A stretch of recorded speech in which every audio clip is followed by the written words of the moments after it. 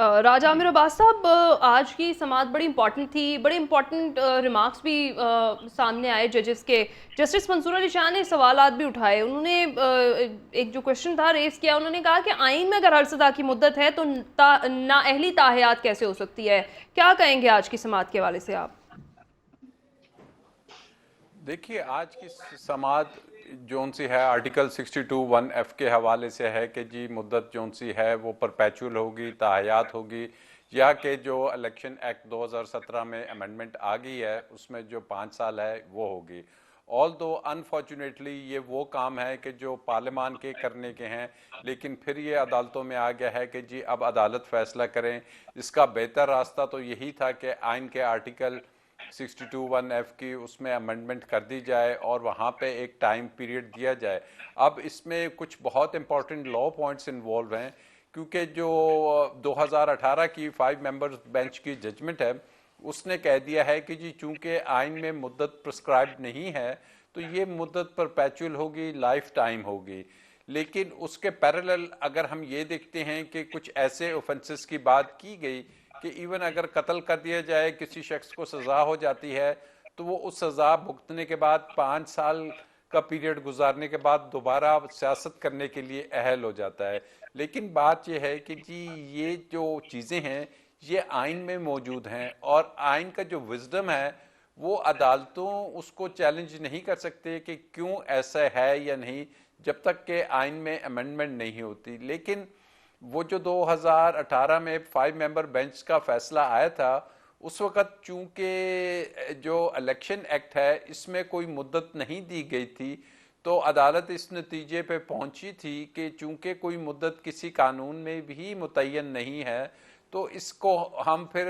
खुद से तो कोई टाइम फ्रेम नहीं दे सकते। तो इसको जो इंटेंशन देखी गई थी वो यही है कि ताहयात रहेगी। लेकिन अब चूंकि ये लार्जर बेंच है, 5 मेंबर बेंच से बढ़ चुका है, तो अब अदालत को सामने ये दो नई चीज़ें आई हैं कि जी अब चूंकि मुद्दत का तयन हो चुका है, पार्लियामेंट ने एक्ट ऑफ लेजिस्लेशन के ज़रिए जिसको सुप्रीम कोर्ट ऑलरेडी अपने प्रैक्टिस एंड प्रोसीजर वाले फैसले में वैलिडेट कर चुकी है, तो सुप्रीम कोर्ट ने ये देखना है कि जी अब इस नई सूरत हाल के तहत क्या जो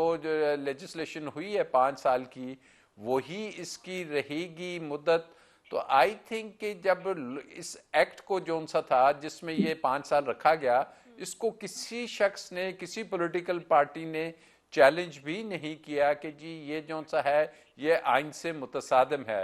तो ऐसी सूरत हाल में बज़ाहिर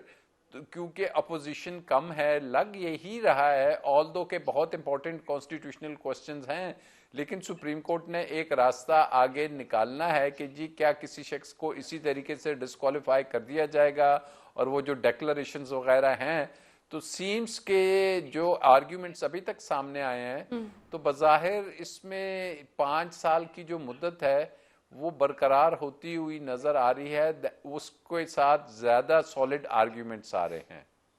अच्छा। और राजा आमिर अब्बास साहब, जिस तरह से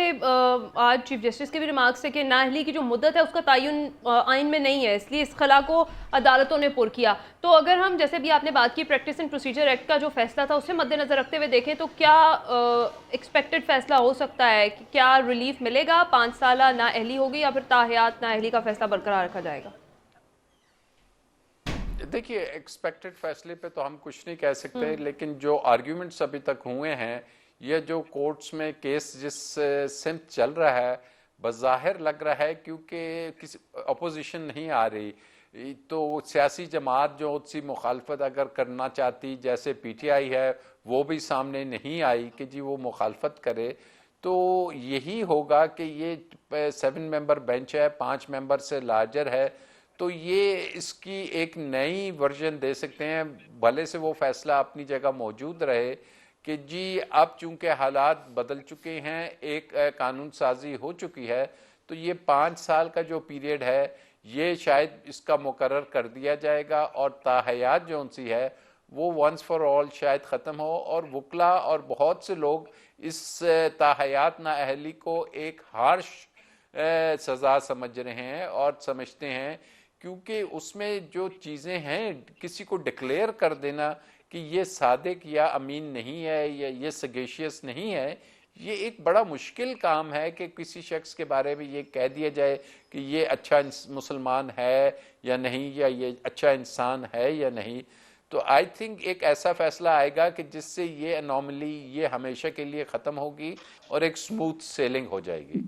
ठीक, बिल्कुल ठीक है जी।